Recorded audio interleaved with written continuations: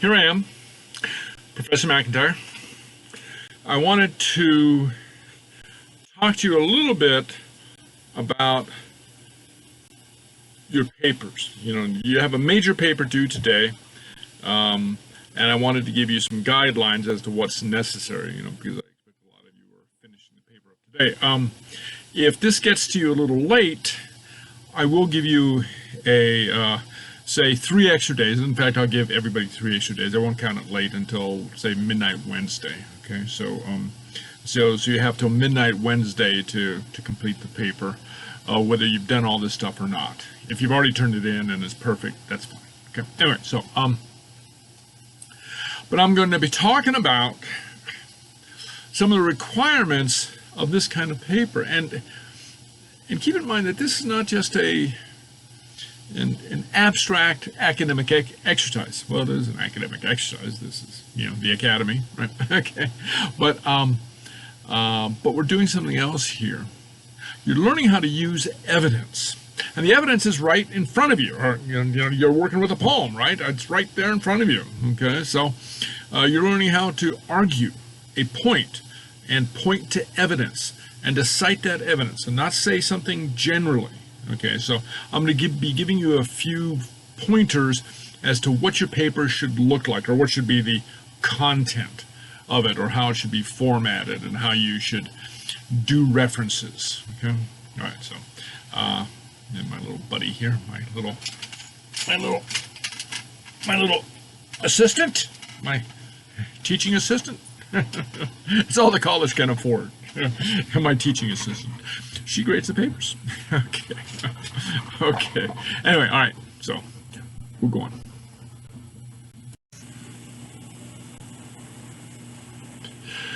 Now, most of you are getting the basic formatting correct.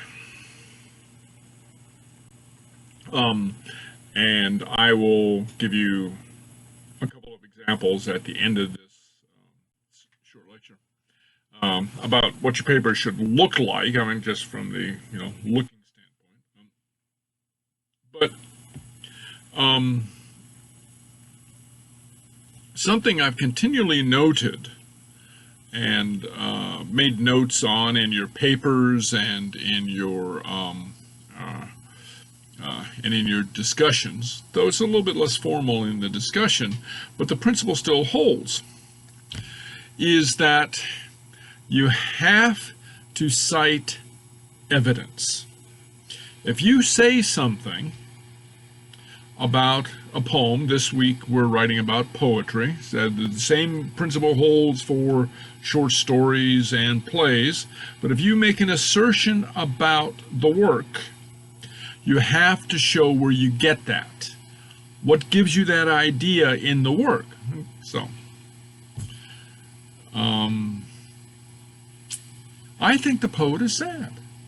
Okay, why? Why do you think that? What in the poem gives you reason to think that the poet is sad? Because, quote, I am so sad today. Well, close quote. Okay, you have to give evidence, and then you can talk about that. You can expand upon that idea. But anything that you say has to be supported by evidence. And this is a fundamental principle, not only in writing about literature, but in writing about anything, or thinking about anything, or arguing about anything. Okay? You have to prove your point by citing evidence. Okay, so that's very important. And I'm going to show you how you do that. Okay, so I'm going to go over MLA referencing, citations, in-text citations, and referencing. But remember the general principle. If you say something about, in this case, the poetry that you'll be discussing, you have to prove it by citing something in the poem itself.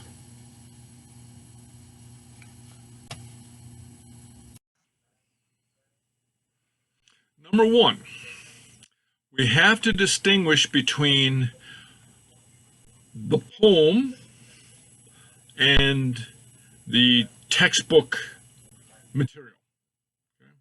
That is, if you're citing something written by the editors of the textbook, say an explanation about, a type of poetry or background history of the poet, then that's probably, unless otherwise indicated, that's probably the editors of the textbook that wrote that. But if you're discussing the poem and you're looking at something inside the poem, then you have to cite the author of the poem. And individually, if you're talking about 2, 3, or 10 different poems, you cite each one individually, and I'll show you how to do this. Okay? But the editors of the textbook, Kirshner and Mandel, did not write any of the poetry in our book. So it is wrong to cite them as your source. Okay? For instance, Edgar Allan Poe would be, the source for the poem The Raven. Okay? In the textbook by Kirshner and Mandel. In that textbook. Okay? And I'll show you how to do that. But you have to distinguish who wrote this, who actually wrote this, who's the author. Is it the poet, or are the editors of the textbook telling you something about the poet or about the type of poetry or introducing the section? Then that would be, the editors of the textbook. They're writing that, okay? So that's very important. You have to distinguish, because I continually have students cite the editors. And according to these students, these editors are brilliant poets because they wrote this entire book of poetry, all different styles, over hundreds of years, maybe 1,000 years. These two editors, these two people wrote all this poetry. Well, they didn't. They've collected the poems written by other people, and you have to give the proper citation. You have to give the proper credit. Okay, so anyway, let me go on, and I'll show you the general principles about how we do this, okay?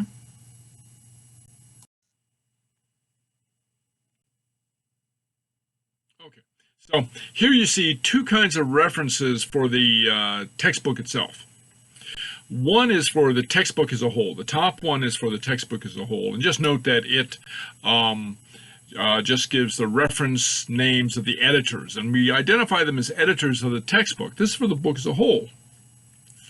The second item, referencing a section written by the editors, that is something that they themselves authored.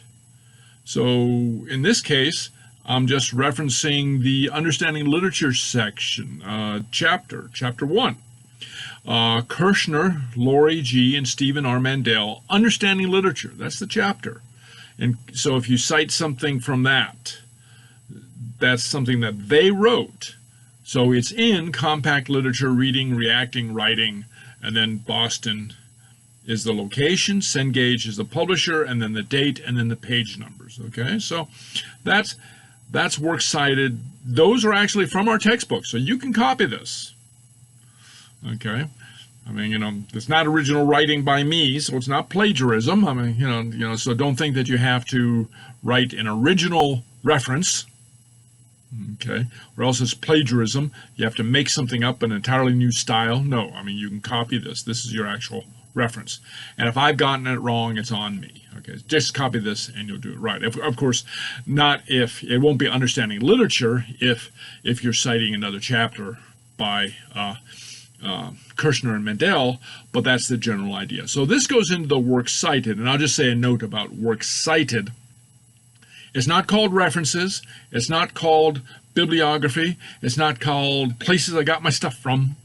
It's called works cited, the section at the end of your paper that that holds your sources. Okay, all right. So now next, I will show you how you construct a works cited reference for a particular poem. Okay, and again, you probably won't be using this particular poem, so you've got to make adjustments, but it'll give you the general idea.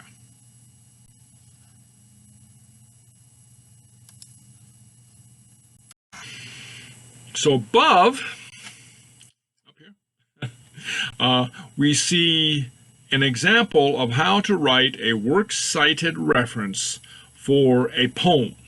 Okay, So, and however many poems that you quote or cite or make reference to in your paper, you need one of these, even though it's from the same book. Okay, so in this case, we've talked about John Donne's "Death Be Not Proud." Okay, so note that I write Don, comma John, or Dunn. It's pronounced Dunn, not Don. Okay, it's Dunn, John Dunn, Dunn, comma John, and then in quotes, "Death Be Not Proud." Okay, so and then all the information that we have, from the textbook. And so this is and this is just the regular textbook citation or works cited page reference. And the one difference between the general reference and this one for the poem is that you'll notice that the last number, the 980, that's the page number that it appears on. If it appears on two pages, it'd be 980-1. Okay, you give the whole page range. Okay, so that's your works cited reference for the poem. Okay. And this has to appear in your works cited section at the end of your paper, right? Okay. So next, I'm going to show you how to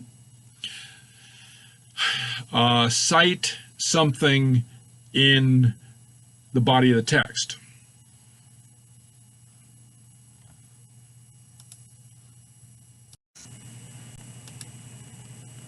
So a little note here, different formatting for short pieces versus long pieces.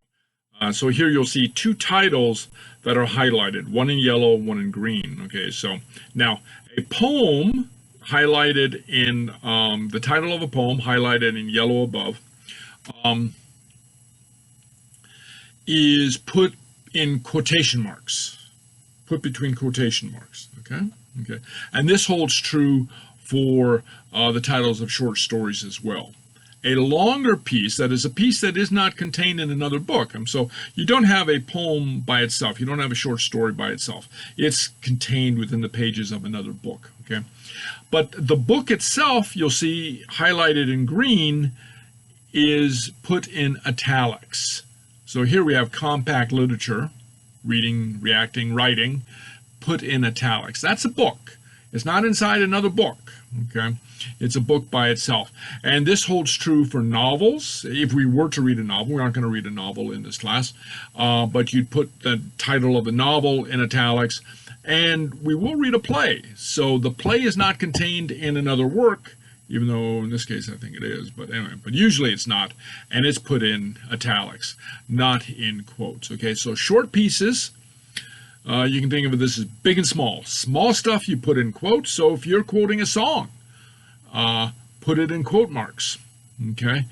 If you're quoting an essay, it's in quote marks. Above we saw I put the understanding literature in quote marks because that's a chapter that's contained within the book. So that goes into quote marks. But if you're citing the book itself, that's in italics. Okay, so this is a little formatting issue that you should be, not only aware of, but give heed to and use.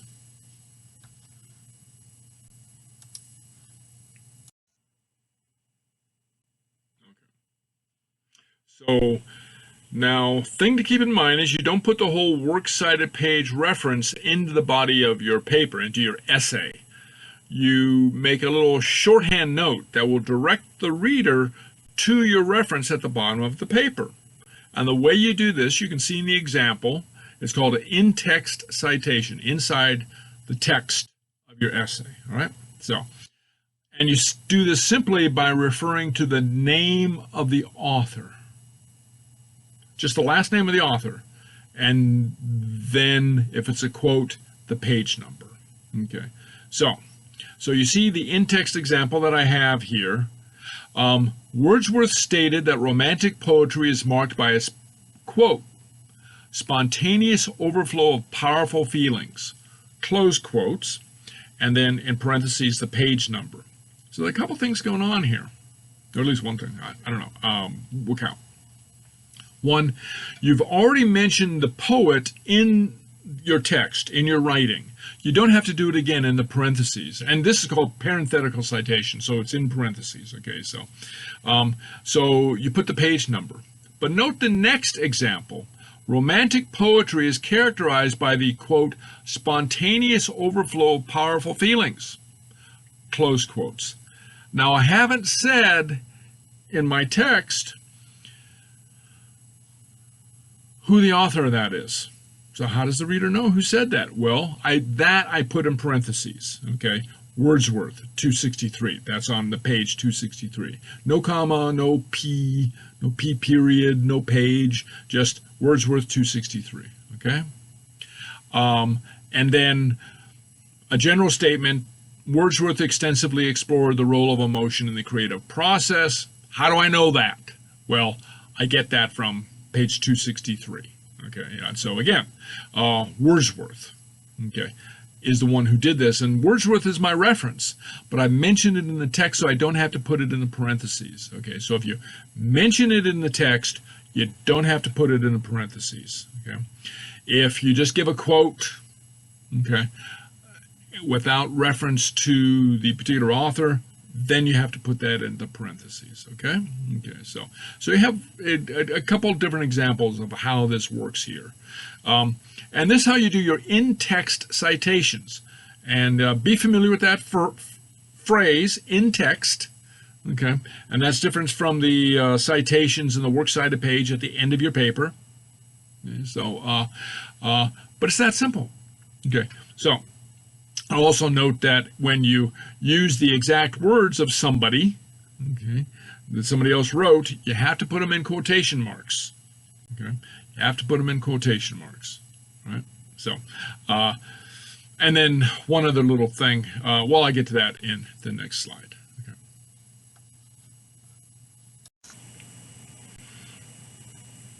And just to remind you. Now, most of you have this, most of you have the basic format, but this is essentially what your paper should look like. Okay. You should have the name block up on the left side. You know, the running header should have your last name with the page number, and then the title centered, and then double-spaced text, divided by paragraphs. Some people don't use paragraphs, don't believe in paragraphs. Okay, very important to use paragraphs. Okay. And you should know what a paragraph is. Just very briefly, a paragraph divides your thoughts into topics. Okay, so if I'm telling you about my pets, I can tell you about my my husky, and then I want to tell you about my white lab.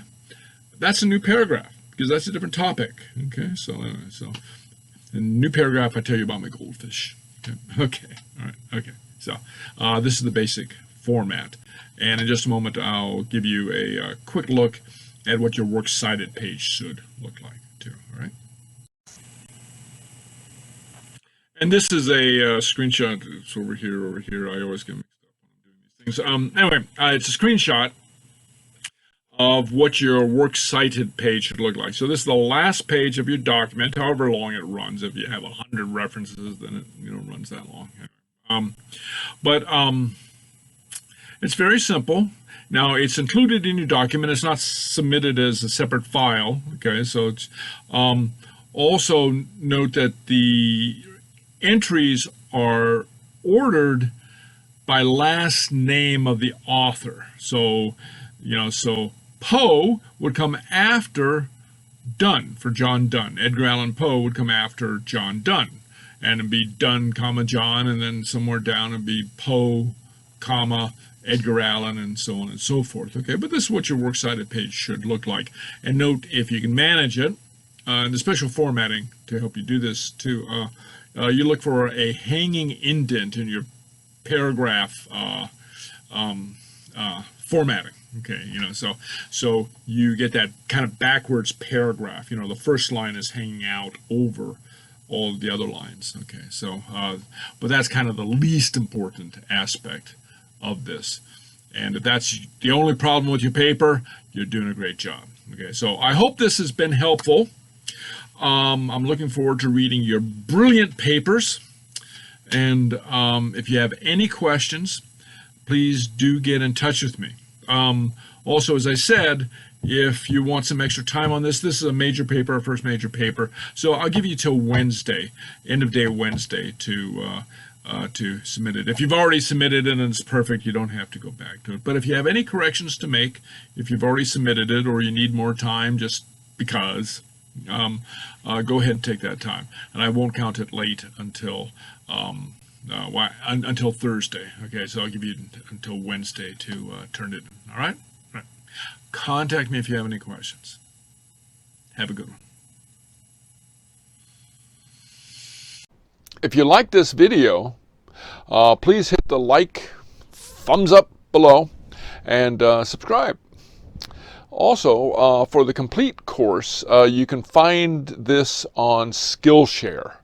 Skillshare is an online learning community with thousands of classes in design, the arts, including writing, all kinds of writing, creative writing, technical writing, business, tech, and a lot of other disciplines. And you can learn cutting-edge skills, you can network with peers, you can discover new opportunities, explore new interests, develop your talents, anything you want to do. It's great. And if you click the link below for the Skillshare link, you get 2 free months that you can just try it out, do whatever you want to, take all 24,000 classes if you want to in those 2 months, and then quit. Don't pay a penny. And did I mention it's free? Okay, so so join up, click subscribe, give me a thumbs up, and hope to see you soon. Skillshare is for designers, photographers, marketers, artists, and lifelong learners. Skillshare is for foodies, commuters, risk takers, the young, and the young at heart. It's for strategists, free spirits, purists, the bold, the curious, the characters, the makers, and the breakers. Skillshare is for everyone, an online learning community with thousands of classes to advance your career, improve the world, and pursue the work you love. What will you learn next? It all starts on Skillshare.